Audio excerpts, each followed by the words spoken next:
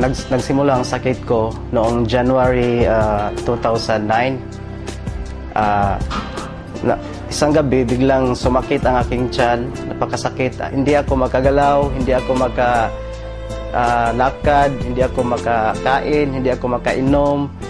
So hirap talaga ako, napakasakit, parang kinurot yung bituka ko. So kinabukasan, nag-decide ako na magpa-check up agad sa doktor.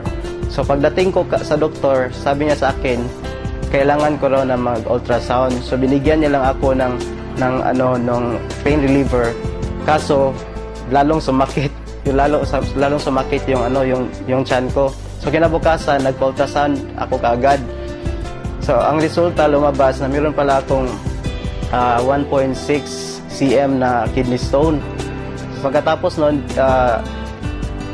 binigay ko ang resulta sa doktor. Binalik ko ang resulta. Sabi ng doktor, kailangan ko daw na magpa-opera. Kaso walang laser dito sa Tagbilaran. So kailangan pumunta sa Cebu. Wala ko sa kondisyon, so napakahirap, napakasakit talaga. So naalala ko yung kapatid ko na meron siyang ini-endorse na produkto. So tinawagan ko siya. Pagkatapos noon, dumating siya, nakita kami. So binigay niya sa akin yung C24/7. So sabi niya sa akin, subukan mo lang yan. Dahil makakatulong yan sa'yo. So sabi niya sa akin, inumin ko raw 6 capsules per day. Ininom ko lang yun. Kinabukasan, naramdaman ko na medyo guminawa yung pakiramdam ko.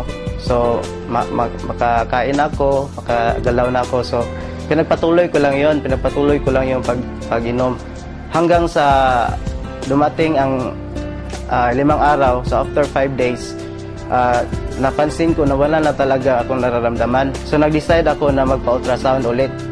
So pagkalabas ng resulta, nagulat na ako, na-shock na ako na nawala na pala yung kidney stone. So sabi sa akin ng doktor, anong ginawa mo?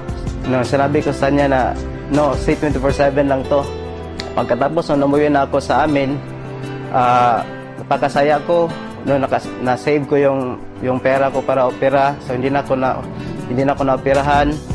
Tapos bumuti yung kondisyon ko. Napakalakas ko, bumalik yung lakas ko, napakasigla ko. So nawala lahat. So laking pasalamat ko unang-una sa AIM Global, dahil kung walang AIM Global, walang C24/7. At sa aking kapatid rin, dahil kung wala siya, hindi ako gagaling, hindi ko masubukan yung produkto.